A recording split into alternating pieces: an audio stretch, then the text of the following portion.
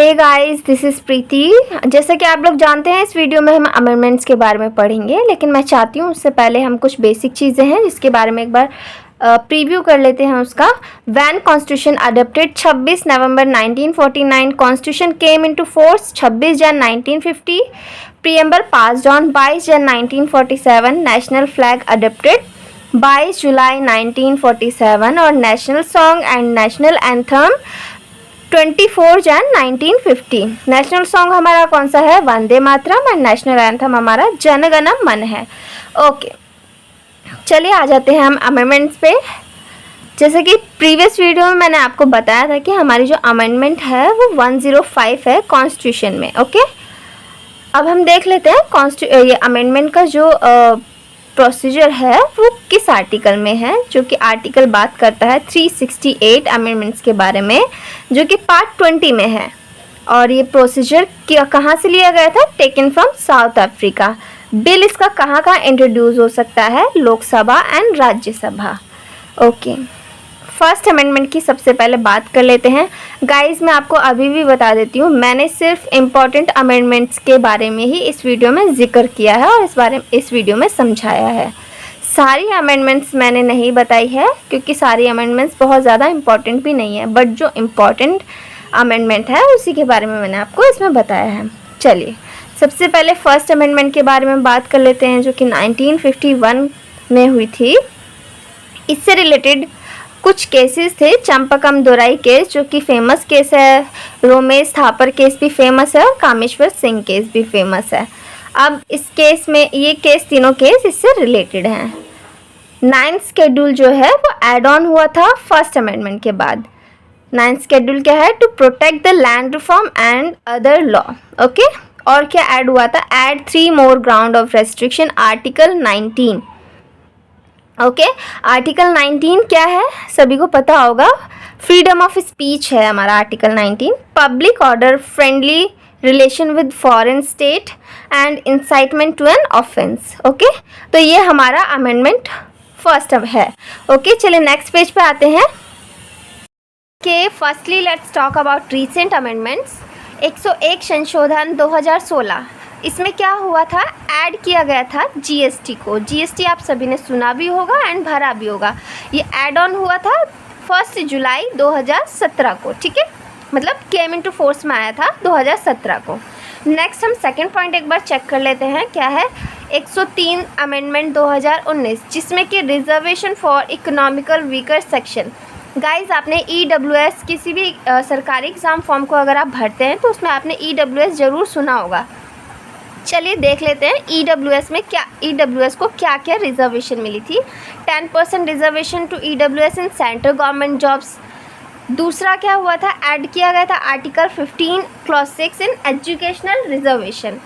Third हुआ था, add किया गया था article 16C in employment reservation.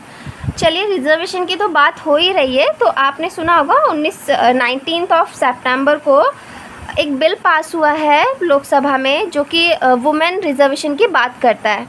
क्या ये आपको सही लगता है? आपके हिसाब से क्या है, इसका रिव्यू क्या है? तो आप मुझे कमेंट करके बताइए। चलिए नेक्स्ट पॉइंट पे आते हैं। 104 अमेंडमेंट 2019, इसमें क्या हुआ था? Extension of reservation for SC ST in Lok Sabha and legislative assembly for 10 year. देखिए, SC ST के लिए जो है रिजर्वेशन उसको 10 साल के लिए बढ़ा दिया गया है। अब कब तक के लिए बढ़ा दिया गया है ये भी देख लेते हैं। टिल 25 जनवरी 2030। ये क्वेश्चन भी एग्ज़ाम्स में आ जाता है, इसलिए मैंने इसको यहाँ पे लिख दिया है। एक चीज़ अबॉलिश कर दी गई थी इस अमेंडमेंट के तहत। क्या अबॉलिश कर दिया गया था? जो एंग्लो इंडिया जो लोकसभा में मिलता था, रिजर्वेशन मिलती थी एंग्लो इंडिया को, उसको अबॉलिश कर दिया गया है। अब गाइस देखिए, SC ST in Lok Sabha and legislative, ये जो मैंने आपको बताया है ना, ये आर्टिकल 334A में दिया गया है। ओके, 102 संशोधन 2018 के बारे में बात कर लेते हैं, जो कि national commission for backward classes के लिए बात करता है। 102 अमेंडमेंट में, संशोधन में बैकवर्ड क्लासेस के लिए जो रिजर्वेशन थी वो आई थी। आर्टिकल कौन सा ऐड हुआ था? 338B ऐड ऑन हुआ था। देखिए, national commission for ST 338A में है and national commission for SC 338 में है। ओके ओके 105 अमेंडमेंट 2021, इसमें क्या हुआ था ये चेक कर लेते हैं। Amends provision added by 102 amendment. Okay 102 amendment के जो प्रोविजंस है वो ऐड ऑन हुए थे। नेक्स्ट क्या हुआ था, स्टेट भी जो है स्टेट लिस्ट को अब मेंटेन कर सकती है। देखिए पहले क्या होता था, पहले सिर्फ प्रेसिडेंट ही गवर्नर से डिस्कशन करके इसको मेंटेन कर सकता था, बट अब स्टेट भी इसको मेंटेन कर सकती है। Now come to the next point which is 42nd amendment. देखिए इसके बारे में हम नेक्स्ट पेज में डिस्कस करते हैं। ओके आ जाइए नेक्स्ट पेज पे चलते हैं। ओके 61 अमेंडमेंट 1989, इसमें क्या हुआ था, देखिए इसमें जो वोटिंग एज है उसको 21 से घटा दिया गया, 18 कर दिया गया। It lowered the voting age from 21 to 18। By this amendment article 326 was amended. Okay 326 जो आर्टिकल है उसको अमेंड किया गया। नेक्स्ट क्या है 86 अमेंडमेंट 2002, इसमें क्या हुआ था, राइट टू एजुकेशन हमें दिया गया था। इस अमेंडमेंट के थ्रू हमको राइट टू एजुकेशन मिला था जो कि पार्ट 3 में है और इसमें इंसर्ट किया गया था आर्टिकल 21A। नेक्स्ट हमारा जो अमेंडमेंट है वो है 42nd अमेंडमेंट जो कि 1976 में हुआ था। ये जो अमेंडमेंट है ये लेंथीएस्ट अमेंडमेंट था, जितने भी अमेंडमेंट थे उसमें से सबसे लेंथीएस्ट अमेंडमेंट था, जिसको हम मिनी कॉन्स्टिट्यूशन के नाम से भी जानते हैं और लेंथीएस्ट अमेंडमेंट भी आप लिख सकते हैं साइड में। ओके मिनी कॉन्स्टिट्यूशन के नाम से भी इसको जाना जाता है। और जब ये अमेंडमेंट हुआ था उस वक्त कांग्रेस की सरकार थी जिसमें इंदिरा गांधी थी। Okay due to the large number of amendment this act has brought to the Indian constitution. Okay now come to the next point, 44th amendment 1978। okay इसमें क्या हुआ था, the purpose of this amendment act was mainly to nullify some of the provision introduce by the 42nd amendment. जैसे कि मैंने आपको बताया जो 40 इससे पहले जो मैंने आपको बताया 42nd अमेंडमेंट जो था उसमें बहुत सारे प्रोविजंस आए थे, इसी वजह से वो जो है सबसे लेंथीएस्ट अमेंडमेंट था। उसको मिनी कॉन्स्टिट्यूशन के नाम से भी जाना जाता है, लेकिन उसमें कुछ संशोधन थे जिनको 44th अमेंडमेंट में नलीफाई किया गया, फ़िल्टर किया गया उनको। ओके क्या किया गया देख लेते हैं। And deleted right to property from the list of fundamental right. देखिए राइट टू प्रॉपर्टी जो है वो फंडामेंटल राइट की लिस्ट से डिलीट कर दिया गया, अबॉलिश कर दिया गया। अब उसको राइट टू लीगल राइट बना दिया गया है, राइट टू प्रॉपर्टी को, जो कि आर्टिकल 300A में दिया गया है। ओके नाउ नेक्स्ट पॉइंट पे आ जाते हैं। 24th amendment deal with affirm the power of parliament to amend any part of constitution include fundamental right. देखिए इसमें क्या गया है, जो पार्लियामेंट के पास जो असीमित शक्तियाँ थी, असीमित कर दिया गया उन शक्तियों को कि वो जो है किसी भी कॉन्स्टिट्यूशन के पार्ट को अमेंड कर सकती हैं including fundamental right. Okay next point पे आ जाते हैं। 7th अमेंडमेंट 1956 को हुआ था, जिसमें कि क्या हुआ था, रीऑर्गेनाइज ऑफ स्टेट्स। ओके ये इसी तरीके से आप याद कर सकते हैं। 65th अमेंडमेंट में क्या हुआ था, देखिए 65th अमेंडमेंट 1990 में हुआ था। सबसे पहले आप ये याद रखिएगा, national commission for SC and ST आया था अंडर आर्टिकल 338।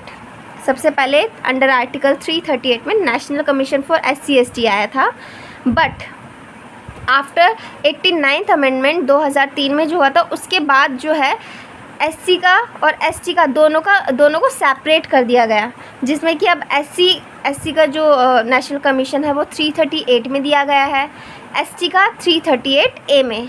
और मैंने इससे पहले वाले जो पेज पे आपको बताया था कि 338B में क्या दिया गया, बैकवर्ड क्लासेस के लिए दिया नेशनल कमीशन है। ओके चलिए नेक्स्ट पेज पे आ जाते हैं। Okay 73rd and 74th amendment जो कि 1992 एंड 1993 में हुआ था। पंचायत के लिए जो अमेंडमेंट हुआ था वो 73rd है, म्यूनिसिपैलिटी के लिए जो हुआ था वो 74th अमेंडमेंट है। 91st अमेंडमेंट जो कि 2003 में हुआ था, इसमें क्या किया गया था, 15% जो है मिनिस्टर इन लेजिस्लेटिव। देखिए लेजिस्लेटिव में जितने भी मेंबर्स होते थे उनमें से सिर्फ 15% ही मिनिस्टर हो सकते हैं, इसमें ये कहा गया था। 97th अमेंडमेंट 2011 जो कि cooperative society under part 9B and article 243, cooperative society जो है वो पार्ट बी में ऐड ऑन कर दिया गया था। हालांकि पार्ट 9 में पंचायत के बारे में बताया गया है और 9A में नगर पालिका के बारे में बताया गया है। ओके, आर्टिकल 243 में आता है ये, to form cooperative society as a fundamental right under article 19 clause 1 sub clause C।